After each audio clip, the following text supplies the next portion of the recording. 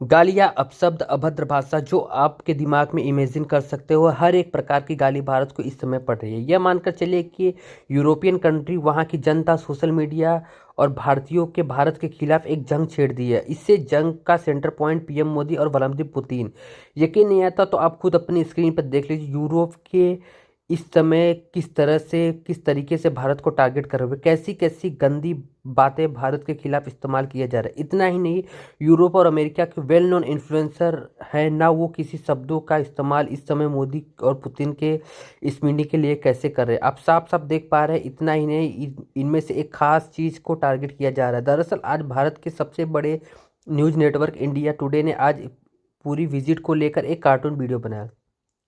आप जानते ही हैं कि हर मुद्दे को लेकर एक कार्टून वीडियो बनाई जाती है, वो सो सॉरी के नाम से। उसी नाम से उन्होंने पीएम और पुतिन की बैठक को एक दोस्ताना रूप देते हुए दोस्ती हम नहीं तोड़ेंगे इस गाने को लगाकर वीडियो बनाई।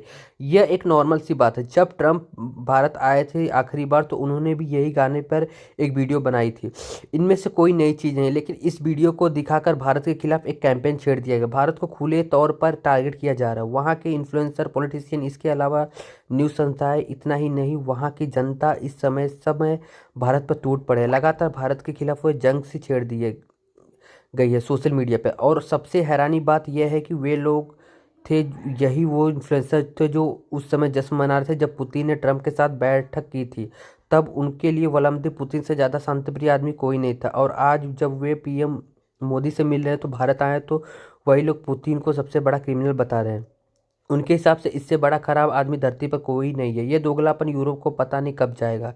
लेकिन ये भारतीयों के लिए दुखी होने का दिन नहीं है, ना ही भारतीयों के लिए बहुत बुरा मनाने वाली बात है। उल्टा हमें तो खुश होना चाहिए। अब आप कहेंगे हम खुश क्यों, हमें तो गालियाँ मिल रही हैं, हम खुश खुश कैसे हों? तो देखिए, मैं आपको पहले भी कह चुका हूँ और आज भी कहूँगा, दुश्मन और जब आपका कंपटीटर आपको गाली देने लग जाए, जब वो गुस्सा करे, झिझिलाए, आपको बुरा भला करे, तो समझ जाइए आप कुछ बढ़िया काम कर रहे हैं। क्योंकि आपका कंपटीटर या दुश्मन तभी ऐसा करता है जब उसकी कमज़ोर नस पर हमला किया जाए। आपने उसकी कमज़ोरी को अपनी मुट्ठी में दबा दिया और इससे उसकी चीखें निकलती हो, ऐसी वह तभी करता है। यानी कि पुतिन को भारत में बुलाकर हमने यूरोप कंट्री के खास करके वो लोग जो ट्रम्प के चमचे, उनकी ऐसी दुखती नस दबाई है कि उनके चीखें निकल आई और तभी इन्हीं चीखों में ये गालियाँ या भद्रभाषा या अपशब्द का इस्तेमाल वे कर रहे हैं। वही यूरोप के लोग हैं जो अपने आप को दुनिया का सबसे शालीन और सभ्य बताते हैं। आज उनसे बड़ा कोई जंगली नहीं है सोशल मीडिया पर। और सबसे ज़्यादा मज़ा तो अभी आएगा, अभी आया नहीं है, अब आएगा। क्योंकि आज देर रात पीएम मोदी और व्लादिमीर पुतिन बहुत सारी बड़ी बड़ी डील की अनाउंसमेंट करने वाले हैं।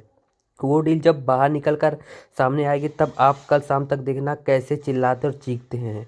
नेताओं और यूरोपियन नेताओं की भी इनमें से कई आप देखेंगे भारत के सामने घुटने टेकते हुए, भारत की शर्तें मानते हुए। और इससे भी फिर वही बात साबित होगी कि हमारे पुरखे कहते थे कि लातों के भूत कभी बातों से नहीं मानते। जब तक भारत डंडा नहीं उठाता, यूरोप हो या अमेरिका, इनमें से किसी की भी पॉलिसी या किसी की भी फॉरेन पॉलिसी भारत के खिलाफ टेढ़ी से सीधी नहीं होती।